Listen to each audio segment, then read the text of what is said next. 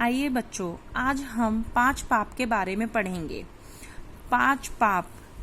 उससे पहले हम ये जानेंगे कि पाप किसे कहते हैं। बुरा काम करना, हमें बुरा काम करने को पाप कहते हैं, जो हमें नरक में लेके जाता है। और 5 पाप होते हैं। पाप कितने होते हैं? 5। कौन कौन से? हिंसा, झूठ, चोरी, कुशील और परिग्रह। आइए हम इनके बारे में जानते हैं। पहला होता है हिंसा। हिंसा का मतलब होता है किसी जीव को सताना, मारना, उसे हिंसा कहते हैं।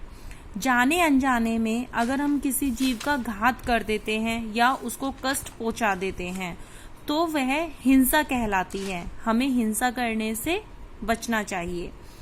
दूसरा होता है झूठ। हमें कभी झूठ नहीं बोलना चाहिए। जैसा देखो वैसा बोलो, सदा सत्य बोलो। और हमारा जैन धर्म सत्य धर्म का ही पाठ सिखाता है। हमें झूठ बोलने से बचना चाहिए। तीसरा होता है चोरी। हमें कभी भी चोरी नहीं करनी चाहिए।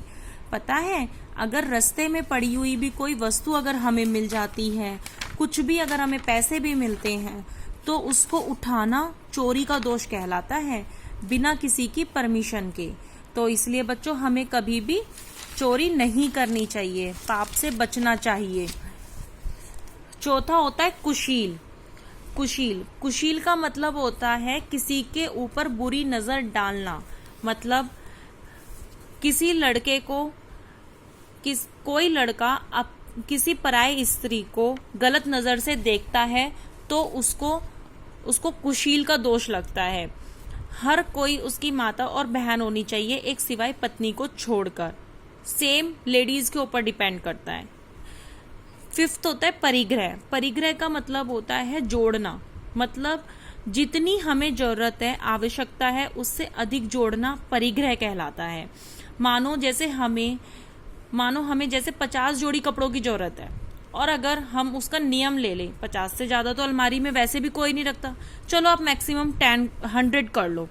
अगर हम 100 का नियम ले लें तो जो बाकी के 100 से ऊपर के कपड़े बनते हैं, हमें उसका दोष नहीं लगता। हम एक मर्यादा में रहते हैं कि हम 100 से ज्यादा कपड़े नहीं रखेंगे।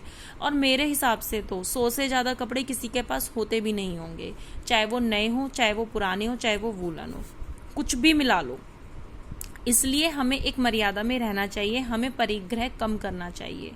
ये होते हैं 5 पाप, और 5 पापों से हमें दूर रहना चाहिए। इतना देखो, इसके 2 लाइनें होती हैं।